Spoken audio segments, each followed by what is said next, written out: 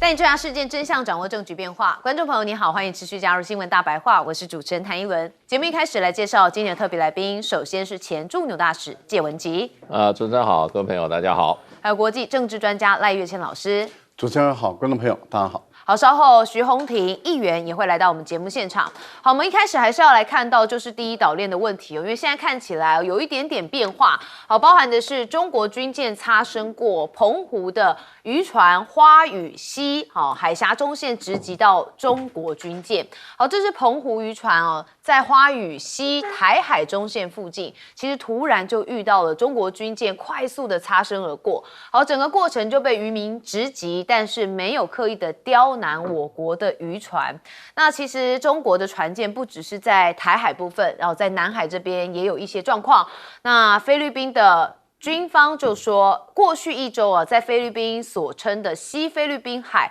4处重要的海域，总共监测到了44艘的中国船舰，而且比前一周17艘增加了是超过1倍。那中国军方啊，则是回应说，在黄岩岛周边会进行海空域的巡逻。那本月以来持续加强在这个海域的巡逻警戒，来因应侵权挑衅。那现在呢，大家就很有讨论声很高的就是台海，如果明天开战的话，其实呢，有专家铺啊说，美国有一个蛮大的弱点被中国掌握。好，也就是这是地缘政治分析家他讲说，美国数十年来因为外包而导致的工业能力有严重的被削弱，那到时候可能就会面临捉襟见肘的窘境。那加上啊舰艇啊还有飞弹等武器的零组件的制造能力匮乏，部分关键的供应啊还来自中国，所以这都会成为美国的软肋。好，那美军现在也急修补岛链啊，那中国大陆也有一些动作。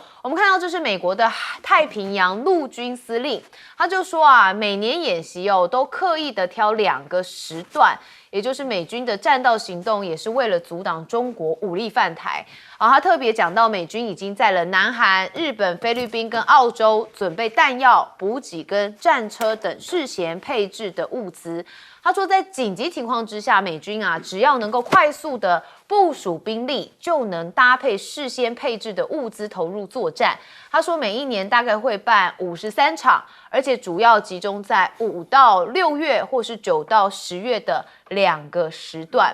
那是不是也在为第一岛链枷锁呢？因为美国驻冲绳陆战队接收了反舰飞弹跟防空系统，我们就来看是哪2个哦。一个是接收的是海军还有这个陆战队远征舰艇的拦截系统的反舰飞弹，那还有的就是海军陆战队整合防空系统这2种新武器的系统。那有人分析就说啊，这其实是美国啊首次在前进部署基地沿着第一岛链部署反舰飞弹。那显著的提升就是驻冲绳部队在西太平洋滨海地区的海上拒止的一个岛屿的防御能力。好，那解放军黄岩岛警巡反制美菲，现在有曝光画面哦。这是根据南部战区的官方微博，在30号的时候，解放军南部战区的组织海空兵力的这个中国黄岩岛领空跟周边海空域来展开一个战备警巡啊，甚至他们还同步公布了一个驱离菲律宾飞机过程的影片，那中间就有空军飞行员的一段对话，我们来听听看。菲律宾飞机，黄岩岛是中国固有领土，根据《中华人民共和国领海及体联区法》，中华人民共和国政府关于黄岩岛领海基线的声明，立即调整航向远离。第一次飞这么远，什么感觉？有点兴奋，也有点紧张。在自家院子转，紧张个啥？好，也就是说，他认为黄岩岛是自家院子就对了啦。好，那当然这一段话被这个曝光出来，大家也觉得是蛮特别的。好，那当然现在全球只有2架，也就是美军的战斗传送的歼谍机神秘滞留在南韩30个小时，说非常罕见。这是外媒报道说，全球其实只有2架的美军 RC-135U 的战斗传送电子侦察机，在26号开始进入到南韩，停留大约是30个小时之后才离去。他说，这种战斗传送在南韩停留这么长的时间，非常的罕见。那报道也说，说啊，每一年朝鲜半岛都会侦测到2到3次的战斗传送，航机图也显示，多数的时候这架电侦机被侦测到在两韩军事的分界带一部分啊，还有东海、西海等空域来进行飞行，但是数个小时之内就会返回冲绳。所以大家在讨论说啊，他在加强什么呢？会不会是对朝鲜的警戒啊？川普需要韩国助力造军机吗？所以呢，这些有一些政治的讯号存在。那兰德兵推则是示警，美国海军的维修体系非常有压力。这个是美国的智库兰德公司最近发布的最新研究报告说，如果美国的这个海军在未来西太平洋跟具备高强度作战能力的对手爆发了常规冲突，受损的军舰恐怕是难以在短时间之内恢复这个维修，而且重返战场。说现有的后勤维修体系无法支撑长时间高强度的海上作战。好，那美国的军人新一代的这个潜舰工人追求生活平衡，所以不满现状，他怎么样就离职嘛。所以让海军的军官头很大。那我觉得这是现在不管是美国还是这个中华民国都有的状况那年轻人已经不像过去这么任劳任怨，那这就会是军队的一个很大的问题。好，我们还是看到了目前在第一岛链部分台海南海都有一些小小的算摩擦吗？我们先问赖老师怎么看？岛链能不能有效，是要看大陆本身的这个区域拒止的能力强不强啊。那美国的评估是认为中国大陆早就建立起这个我们所谓的区域拒止的能力，也就是说，对于你的2500公里左右的这个整个区域，你的多层次的导弹你能不能把它有效的摧毁在这个2500公里内的移动的船只、空中飞的飞机，以及在岛上的这些军事设施。美国认为中国大陆早就有这个能力了，因为他们在很多的兵推里面都认为大陆早就建立起这样的一个把美国的所有的航母都摧毁的能力。这也就是为什么赫格塞斯在香格里拉会谈的时候，他自己都说了，大陆的15枚导弹可以把美国的10个航母战斗群的10艘航母都击沉。那这代表说，美国的航母战斗群是靠近不了2500公里左右的这个区域内的。那我们都知道，航母战斗群本身的舰载机的作战半径不会超过1000公里，顶多650公里左右。那各位想，如果被挡在2500公里外的话，它的航母根本不敢进来，那就是代表航母没有办法靠近这个所谓的第一岛链跟第二岛链了。第一岛链跟第二岛链，如果说从韩国、日本到菲律宾然后一直到关岛这沿线，我们把它称为第一岛链的话，那各位想想，台湾海峡平均的宽度就是180公里左右，那跟日本之间都在1500公里内，那这等于是韩国到日本到菲律宾的全境都是在中国大陆的各类型的导弹有效的打击范围，是，而且这些导弹都是精准的制导导弹，也就是说，它的误差都不会超过10米，那么有的误差甚至1米都不到，甚至更精准的几十公分而已。那这样的一个情形下的话，我们就可以理解到说，为什么美国的评估是它的第一岛链跟第二岛链早就失守了。也就是说，大陆可以透过，例如说对台湾，它不一定要用昂贵的导弹，它可以用远程的这种我们讲的多管火箭弹，因为它可以打到350公里左右，而台湾海峡180公里，那么进入台湾的土地一直到中央山脉以西，都是在中国大陆的便宜的，但是又有精确制导的这个远箱火，就是远程的箱型火箭弹，它是弹不是导弹，那它很便宜，所以它量又很大。那这样的情形，对于台湾的这个，等于是我们的中央山脉以西的这个防卫，包括机场、包括码头、港口，甚至包括这个基地、军事基地，都在它的打击范围。是。然后如果说你说到台湾的东部来讲，它可以用这个战略轰炸机轰6K， 然后也可以用这个052D、055D、055等等的这种这个海对地的导弹来打。对日本也是如此，对菲律宾也是如此。那各位想想，这个岛链早就不存在，美国自己早就承认他们守不住岛链，岛链也不存在，所以美国把在岛链上的有价值的固定的大型的军事装备都往它的第3岛链撤了，往阿拉斯加、往夏威夷，然后在关岛跟澳大利亚新建新的军事基地。其实美国已经做了，他只是不说而已。那我们台湾脑袋要清楚，要看得明白，这是第一件。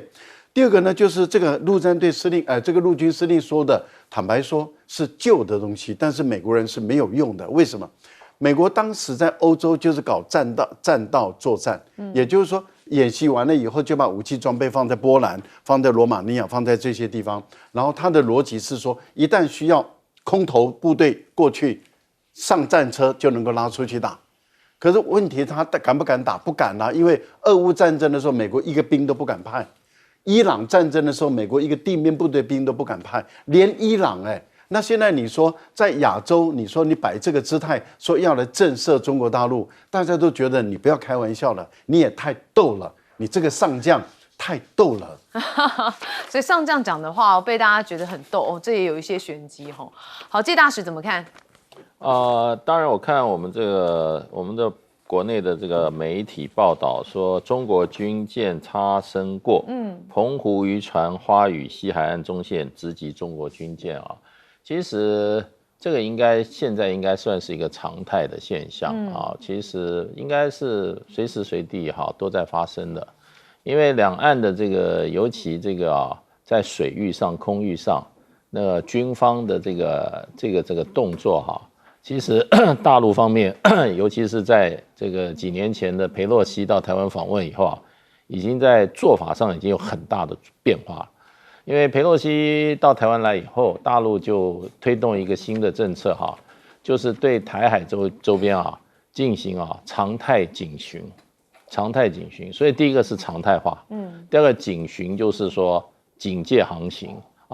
那过去我们一直有一个什么中线的观念可是在过去一段时间好像已经没有什么中线的限制，所以这个报道还说这个中线我觉得也是很奇怪的。现在大陆没有中线的概念然后他的政策，这个国内媒体有，对，他可能要强调还在中线的地方，可是那个是过去，现在的状况是没有中线。然后呢，第二个就变成就是说，上个月日本宣布要跟这个菲律宾划设我们东部海域的这个所谓日本跟菲律宾的专属经济区及大陆架。那这个出现以后，中国大陆立刻军舰、海警跟这个海盐船3种船都立刻都进入到了台湾的东海、东部水域。那可能也没有一个中线，因为东海我们跟大陆没有中线，可是已经是很贴近台湾的海岸线了。那他后来又发大陆的这个媒体又出现一个新的名词，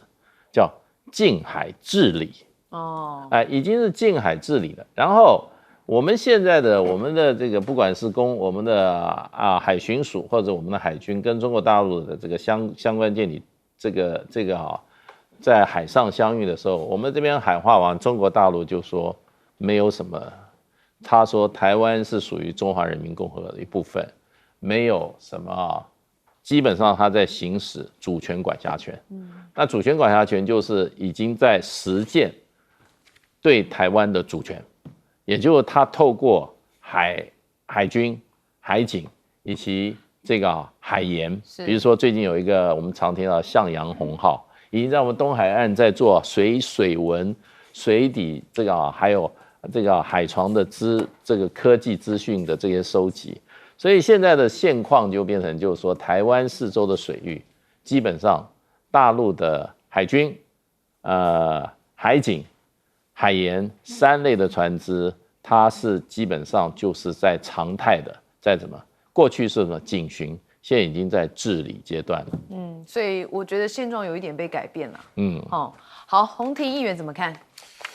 我觉得很多的智库会去提供，就是说中国大陆现在跟美国之间制造力的这样的一个差别。比如说像兰德去写这些部分，那他当然就在警示美国，就是说你现在要去维持住所谓第一岛链的嚇阻，那你的传件数到底够不够？然后你的恢复能力到底够不够？然后我觉得民众反而应该要比较 care 一件事情，就我们过去常常在讲一件事情，如果我预期它离我很远，我不会去做 scenario planning， 我不会去做一些情境分析，我不会去做一些研究，说如果发生了会发生什么样的一个情况。可是现阶段目前不管是智库的文攻也好，或者是甚至包括勇敢之盾，就是美国这几次的这样的一个演习，你可以很明确的看到说，它演习都有它一定程度的目的。就像刚才赖老师所提到的，美国这次在演习的过程之中，它首度用 B2 隐形轰炸机去发射反舰飞弹。所以，然后呢，在日本的地方，它在宫古岛、跟石垣岛、跟几个这个冲绳的岛屿上面，它都在布设反舰飞弹。那这就是美国在想要去阻止中国大陆的反介入跟区域拒止。可是中国大陆也在想反介入跟区域拒止，所以就像刚才赖老师所提到，不管是弹道飞弹也好，反舰也好，或者是这个火箭弹也好，这是他们所设计出来的。所以未来是一个体系对体系之间的这个弹道飞弹的这样的一个互轰。那可是我们在看这个部分的时候，我觉得我们要去思考一件事，就是我们台湾应该要看到的是，如果今天专家在讲说台湾如果开战了，美国能做些什么？我倒觉得我们不应该看这些东西，我们应该看如果开战我们要做些什么。如果台湾真的要开战了，我们有做好相对应的准备吗？我们的民防、我们的后备动员、我们的防空避难室、我们的能源这些安全这些部分，你现在仔细去思考，当美国都在想这些事情的时候，当日本在冲绳编列了10亿日元的预算去做避难室的时候，我们台湾针对这些部分，我们到底做了些什么？所以我觉得重点其实很妙的是，国际都比我们紧张。那我现在看到的是，我们每天政府就只想喊买军购，买军购，买军购，但是针对其他的，不管是民防的这些相关的准备，甚至连后备动员的这些数字，或者可能遇到的资讯战的这些部分，都没有相对应的因应。那我觉得这是非常非常危险的。所以回过头来讲，就是你看，当今天如果连这个澎湖的渔船都能告诉你，就是说，出现了中国的军舰在我的中线。过去我们讲说中线，那个时候应该是海警还是解放军不知道。如果是中国海警还比较正常一点，如果是解放军，那问题就大。而且通常你看到中国军舰的时候，以前是会看到什么？看到我们海巡，或者是看到国军。会去做相对应的1对1的这样的一个陪伴。可是今天海峡中线如果没有这样的一个状况，表示什么？表示中国大陆其他的船舰都已经在东边了。我们主要的能力是在东边跟它1对1监控，中线我们已经放弃掉了。那这是一个很危险的状况，因为这会造成中国大陆最想要做到的一件事，他想要确立一个常态化跟实质管辖权的确立啊。好，我们休息一下，马上回来。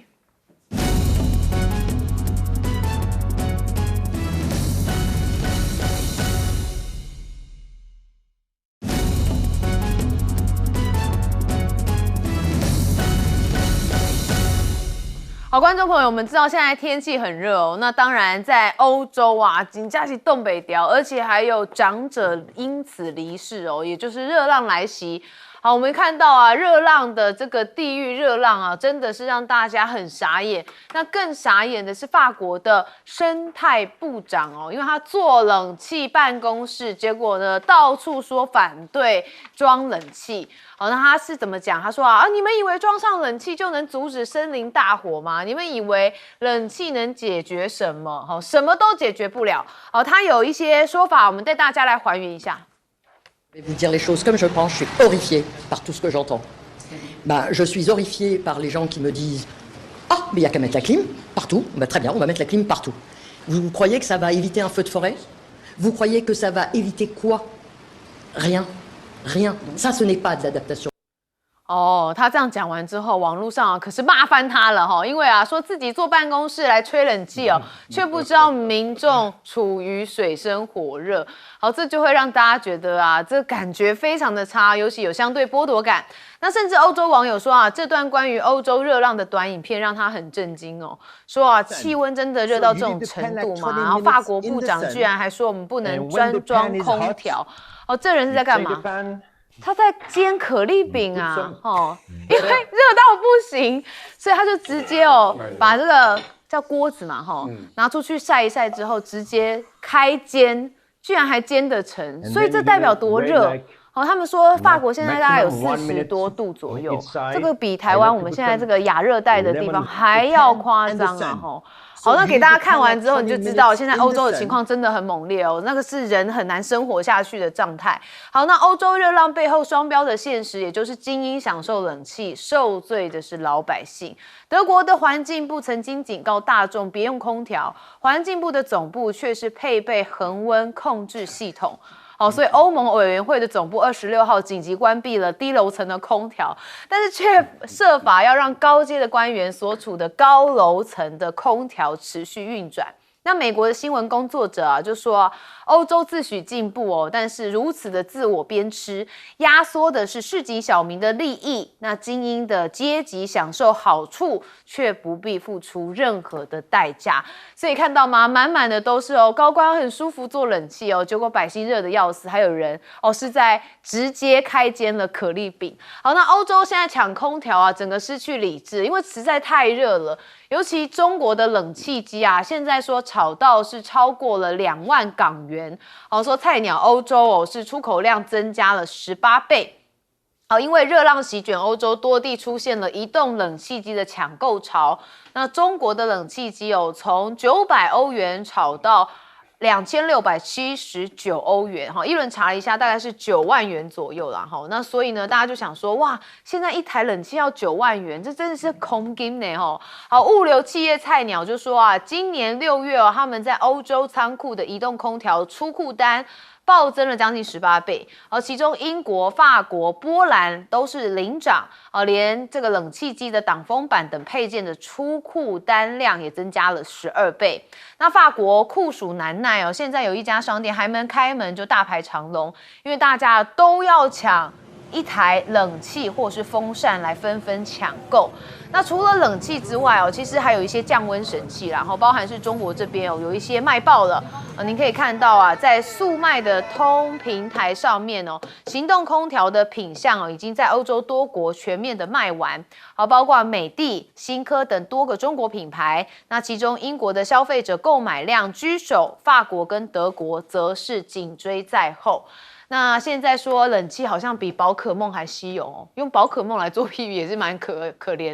爱的。好说啊，这个降温神器的商机满，包含了移动冷气，还有喷雾风扇以及桌面空调、风扇、遮阳伞都是热销的。有厂商透露，制冰机销往欧洲的数量其实比去年同期大增了70%。我们最近不是很喜欢用这个风扇吗？中间还有制冰的看起来在欧洲也会热销那欧洲则是死要面子下求助了中国吗？因为欧盟下通牒说中国10月前改善贸易失衡，否则就会采取行动。那这件事情大家就觉得欧盟怎么感觉又在呛虾？但是每次呛虾都会被人家骂什么纸老虎啦那中欧确立了贸易磋商机制，将交换数据来提高透明度，说他们已经有一个设下了贸易跟投资平衡、出口管制、知识产权、世贸组织改革4个工作板块，而且设立了是联合监测机制来交换贸易的数据，来提高透明度，管控贸易的摩擦。那我们再看到就是中国大陆的外长王毅，他接下来就要访这个欧洲的国家，包含丹麦、瑞典、芬兰以及挪威这北欧4国。那中国大陆外交部说，这是在2号到8号要访问这北欧4国，要跟他们的外长会谈，那有一些双边关系跟国际的区域问题议题来进行交换。好，所以我们刚开始还是看到了欧洲的热浪大家被称为是地狱。但是啊，这种法国的生态部长所说的话让人家是更生气了。好，介大使怎么看？我觉得要想起来那个时候，当年法国大革命的时候，对，法国大革命原因就是上层的这些贵族生活在天堂里面，下面的平民生活在地狱里面。是，对，所以就这个平民就起来革命，起义了，就巴士底监狱就攻破巴士底监狱，把那些就是因为贫困也犯那些小罪关在监里面不见天日的这些平民放出来。让那些在那些养尊处优的贵族靠着祖上由来的大量产业在那边吃香喝辣的，把他们从那个神坛上拿下来，我刚刚看到这个生态部长，真的我就想到法国大革命那一天怎么搞了，几百年过去了还是有这种情况。是，就是说统治精英他在他自己冷气办公室里面不准下层的人吹冷气，这不就是要引起革命了吗？那又回过头来就是说，我们是不是要重新认知，法国社会已经真正从一个革命前法国大革命的这个之前的社会已经进化成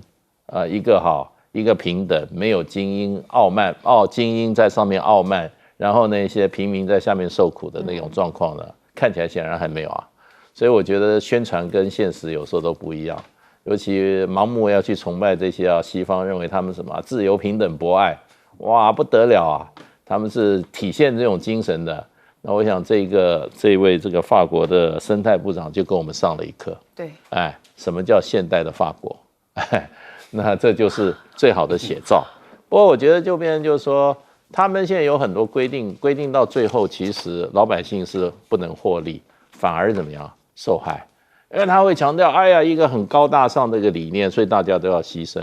对不对？他说我们是搞地球环保的，所以呢，冷气会让这个温室气体增加，所以大家不要装冷气，装冷气都是白痴，对。那问题就变成就是说，他现在地球暖化这么严重，这些人正值盛年人是不会啦。你知道死在养老院热死的，或者医院没有冷气的，那些都是弱势啊，是，对不对？他没有考虑到那个弱势，所以如果一个社会没有真正的心灵革命只有制度革命最后就是法国的这个现象。那现在这个问题就变成中国大陆这一次我只要讲一款这个冷气，你就知道他了解市场，所以他的制造跟市场是配合的。他了解欧洲市场需要什么产品，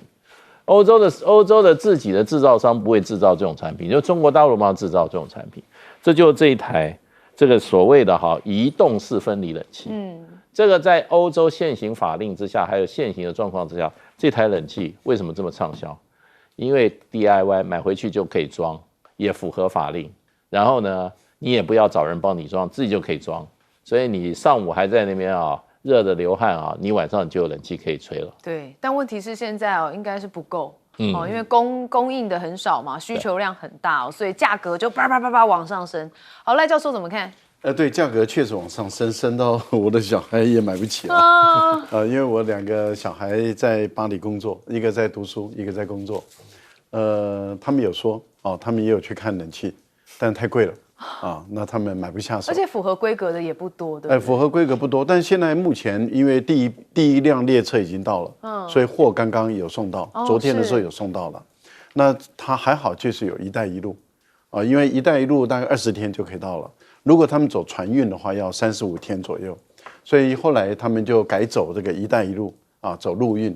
那如果没有一带一路的话，我想现在货还没有办法到这个就是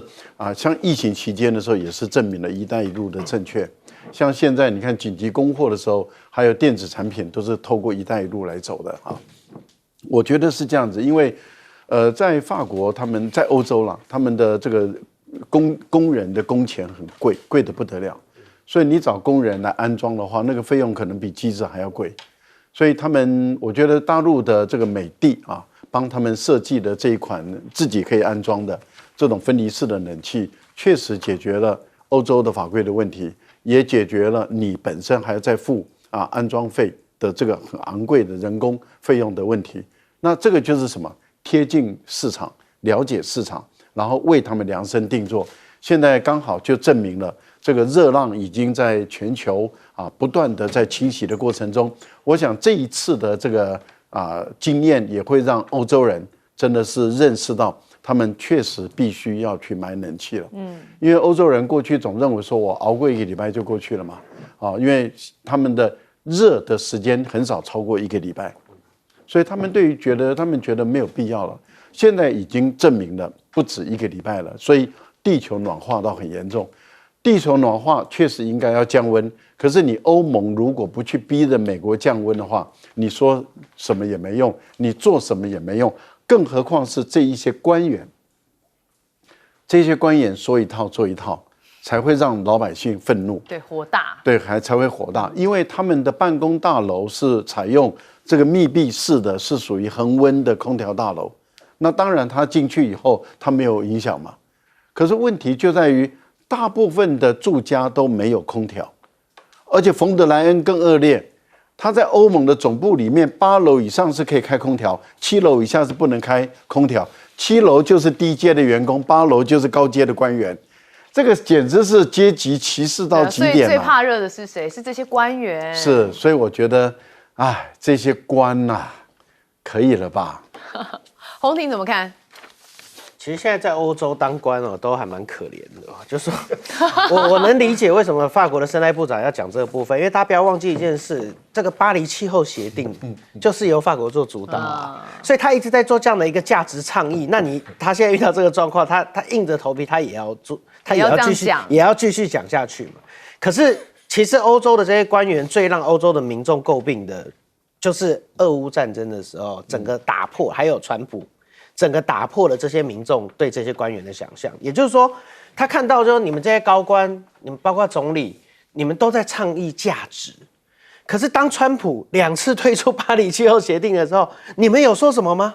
你们有做他更批评什么吗？那在俄乌战争的时候，当这个俄罗斯拿天然气来做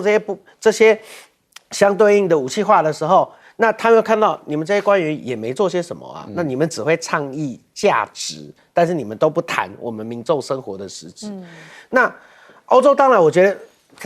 我觉得另外一个更大的问题就是欧洲的电价其实全世界最贵的嘛。你看亚洲前几天有一个报道做了一个评断，就说亚洲平均国家大概2.7元新台币1度电呢，北美是4.7，南美洲是6.6，欧洲一个要到要8.5左右，所以你在欧洲吹冷气也是一件很奢侈的事情。所以欧洲过去大家知道说，有暖气，那没有冷气其实还蛮正常的。那遇到了现在这种气候变迁，当然会有这样的一个状况。那刚赖老师也提到，就是说这个整个的一带一路中欧专列改变了这些很多事情。所以你看，我们刚才提到欧盟有下一个通牒，就是他10月之前一定要跟中国大陆去谈一个商务贸易。其实这个倒还蛮特别，因为我今年年初我也有去这个法国，然后我看到一个很特别的事情，观众朋友如果有去买这些淘宝啦、拼多多，其实欧洲跟北美现在都还蛮流行的，所以小包裹型的就他们欧盟现在就在讲说，你们这些人都透过小包裹做倾销，也就是都是网购了。那这些网购就像我们台湾一样，你看我们台湾有多少小包裹一天这样子过来，那他说在实务上。欧洲很难管理这些部分，也很难去抽税，也很难定义这部分，所以他们一直在讲，就是说我们跟你贸易失衡，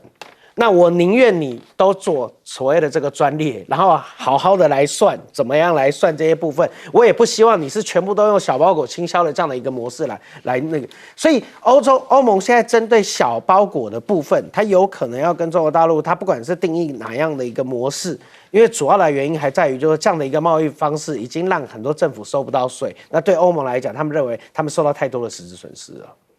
我们休息一下，马上回来。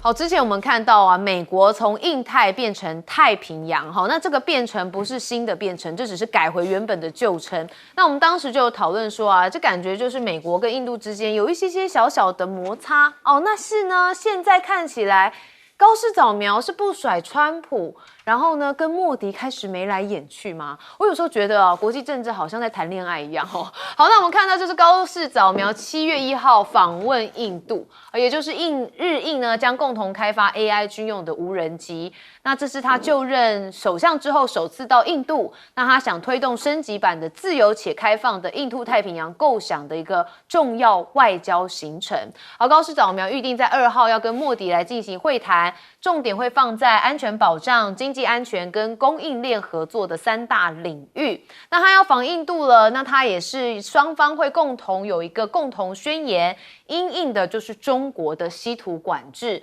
好，高市也预计在一场经济论坛来发表演说，有超过100家的日本企业参与，涵盖汽车、AI 还有新创领域等。好，在 AI 合作方面两国预计要推动的是利用人工智慧提升网络安全跟系统的安全性，同时加强资料中心、半导体等 AI 的基础建设，还有相关的技术合作，扩大两国在数位领域的合作。好，我自己个人觉得日本需要印度，印度也需要日本的感觉。因为我们之前讨论过，印度在 AI 上面其实并没有我们其他亚洲国家好，他们也担心，所以他也需要日本。日本也需要抗中，所以他也需要印度。好，那当然为了提升日印在 AI 的领域发展，所以呢高市也希望邀请500位印度高技能的人才到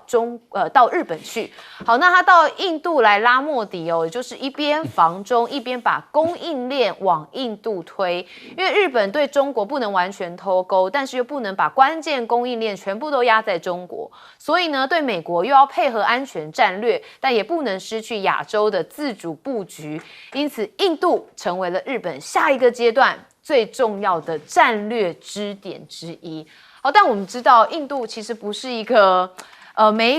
他是一个会摇摆的人所以会摇摆的国家，所以呢还要看看日印接下来的关系发展。好，那现在美国的驻印大使就爆料说川普想早上6点打给莫迪打电话，还说他们都不用睡觉的。我们来听听他怎么讲。A couple of months ago, I was with the president at UFC in Miami, and we're sitting backstage, and he said to me, "Let's call the prime minister." And I said, "Sir, it's 6 a.m. in the morning there." He said, "He'll be up. He's like me. He doesn't sleep." 对，川普都不用睡觉，因为我们常常发现他半夜的时候都在打那个他的 True Social 那人家莫迪是要睡觉的好吗？不要这样逼迫人家。好，那当然印裔的美议员卡纳就认为说，其实美印的关系确实已经跌到将近30年来的最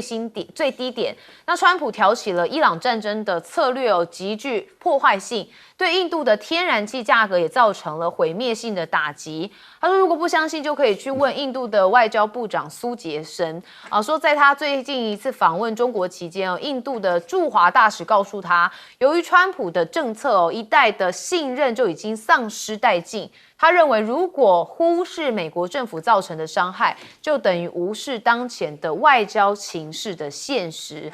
但是呢，日元现在也面临另外一个危机就是大暴跌。对美元呢，现在已经到了162，创39年半的新高。那印度、日本可能会将透过这个日元跟卢比的结算计划，在贸易支付当中来剔除美元。好，这是相关的媒体报道说建议的框架将允许双边的贸易直接以日元来对卢比结算，那就是要减少对美元支付的依赖嘛。好，在去美元化的迹象再加一，这未来10年希望减码美元的央行是首度超越了增持者。那现在川普是不是被全美国来背弃呢？主要就是因为美国的最高法院现在保住了美国宝宝。好，这是美国的最高法院在6月30号的最新判决，以6-3票数支持出生公民权，撤销美国总统川普限制美国出生公民权的命令。好，曾批评外籍人士到美国生产的川普随即就发文开酸，而且他还点名一个人，就是习近平说他取得了重大胜利。好，这项裁决出炉之后，美国的司法部指示联邦检察官优先调查生育旅游。那全美1半州都起诉了川普大概是25个州以及哥伦比亚特区的民主党人都对川普提出了控诉，就说他的医疗补助新规过于严苛，将导致大量符合资格的美国民众没有办法获得所需要的医疗服务。那以及最高法院也是败诉川普的强擦罪要全赔。那爱普斯坦的档案也被命令要公开。那有人就说这会不会导致他在7月2号限期到来之前宣布辞职的一个政治压力呢？我倒是认为不可能因为毕竟他是民选的总统，但是也对他在今年的中期选举势必会有一些变数的存在。但是他不是说他不 care 吗？好，我们就来看看他 care 不 care。好，就是看到了高市早苗跟莫迪因为在7月1号就是今天访问印度。好，这传达了什么讯息？我们先问介大使怎么看？对，他想联俄抗中嘛，不是联印抗中。他联非抗中了，下一就是联印抗中。因为他现在的最大的假想敌是中国大陆，所以就中国大陆敌人就变他的朋友，这就是很简单的这样一个逻辑啊。那印度跟日本的关系其实一向非常好，你知道在东京大审的时候，有一个印度籍的法官一直替日本辩护，日本的学界跟他们的这些知识界，所以对印度很有好感。那为什么印度的法官会支持日本的这个大东亚共荣圈这个侵略行为呢？因为事实上，印度这个在国家在独立运动的时候，也就是说甘地他们这一群人在独立的时候，是要从英国手中把印度独立制走。所以在2次大战的时候，印度的这些独立派就认为他们应该联合日本还有这个德国一起来跟英国打仗，所以他们也是敌人的敌人就是朋友。所以在那个时候，印度跟这个日本之间呢，这个后来建国成立的这一批印度的独立派，在这个英国殖民时期之前，他们就跟日本的关系就很好。所以在2次大战的时候，这个日本的军国主义跟这个印度的这个独立派就关系就很好，有这个历史的背景。对，那实际上当然就是说，战后的话，日本跟印度关系一直很好，没有不好过，一直都很好。你知道苏杰生就是印度的外长，他的太太就是日本人，他娶了一个日本老婆，那他过去也是印度的驻日本大使，你就可以想见他们在他们这个政府阶层关系。那这一次去，其实我觉得就是说，对于高市早苗里面，他也就是说中日印之间他们那个互补的关系能运用的都已经运用差不多了。那现在他们如果要再进一步的话，那就很困难了。我觉得他能够提出来的大概就是说，我让500个印度的专家可以到日本去工作，可是那个是10年以后，2035年才达成的。可以就是说，日本还是对大量的印度人进入到日本还是有疑问的。那其实日本跟印度跟任何人研究的话，跟合作的话，就是第一个，我想要的技术你转移给我；第二个，我的人能不能去里面做工，然后你开户派上印度工人去日本。那我们台湾不是都被受到印度的这个建议说台湾也应该开放印度劳工那就要看高市早苗你要跟印度要合作到什么程度，你要不要开放50万印度劳工去你印度啊？对，这个是印度很欢迎的，不过他要小心，因为那个川普已经正式宣布，莫迪这个人是一个 killer， 所以他自己要小心。是，好，赖教授怎么看？我觉得高市早苗目前的所有的外交动作，确实都是针对中国而来的因为高市早苗也没有别的方法，他眼看着这个美国的川普一直想要缓和改善跟中国的关系，他越来越焦虑。他在 G7 的时候一直在讲中国一直在骂中国但是问题就在于其他的6个国家他们也都在缓和改善跟大陆的关系，不管是加拿大、德国、法国、英国等，甚至连意大利都要缓和改善跟中国的关系，所以他越来越孤立，怎么办？他从亚洲这个地方来下手，他跑到澳大利亚去下跪但是他这一跪却让这个韩国人不开心了。韩国人说：“你跑到澳大利亚跪，你殖民我30几年了，你杀澳大利亚才没几个人，你杀了我多少人？结果你跑到澳大利亚下跪，我算什么？”川普也不开心了，连骂2次。你1941年偷袭我珍珠港那也就是说，你偷袭我珍珠港，打了我这么多船，然后你没有对我下跪，你却对澳大利亚下跪。虽然川普没有讲出这句话来，但是他会突然间在这个高市早苗跑去下跪完之后，连续2次特别提到1942年的偷袭珍珠港，那这个就代表他一直把这个历史记忆都对，所以他曾经在他面前讲过偷袭讲过2次。对，然后有一次是在 G7 还传说他们吵起来。其实我相信高市早苗不敢跟川普吵，一定是他顶嘴了，意思就是说你没有必要这样讲嘛。川普可能就骂过来说：“我这样讲有什么问题呢？你就本来就是怎么样，我判断了，我想象好，但是高市现在做的动作很大，印度这个国家很大，人口也很多，可是问题就在于日本跟印度的贸易额太少了，270亿左右的美元啊，而且日本是大量的顺差国，而且长期都是出超，所以对印度来讲的话，那他要跟你日本合作，那当然他希望能够平衡嘛。那他支付卢布的话，坦白说，他支付卢比，你印度拿的，你日本拿的印度卢比要干什么？我其实高度怀疑。更何况 AI 这个部分，美国不可能跟日本合作。AI 目前美国遥遥领先，它跟中国大陆并驾齐驱，都遥遥领先，而且是在争最后的地盘。美国怎么可能把这杯羹跟日本来分享？不可能的事。美国的议员他是印度籍的，帮印度讲话，理所当然，也可以理解。是洪庭怎么看？我觉得高市早苗他是安倍晋三，他自诩他自己是安倍晋三的继承者。是。那很多观众朋友可能不知道，印太战略其实是日本提出来的，不是美国提出来的。所以印太战略其实是日本蛮自豪的一件事情，就是由日本研发、日本整个倡议，然后影响了美国的这个整个外交政策。所以特别是在拜登时期，其实做得非常非常的好，在川普时期反而没有。那我觉得日本现在在做这件事情，最主要原因就是过去我们常常在讲的，这叫做二阿哥的焦虑了。也就是当川普其实不是一个喜欢盟友的人，他是一个喜欢交易的人。所以你看，川普对印度没有什么好话，他觉得说，第一，印度你军事能力不够，再来呢，你国家都是保护主义，有点看不起，然后我也没办法去投资你，再来你给我买一大堆俄罗斯的石油，然后最后就是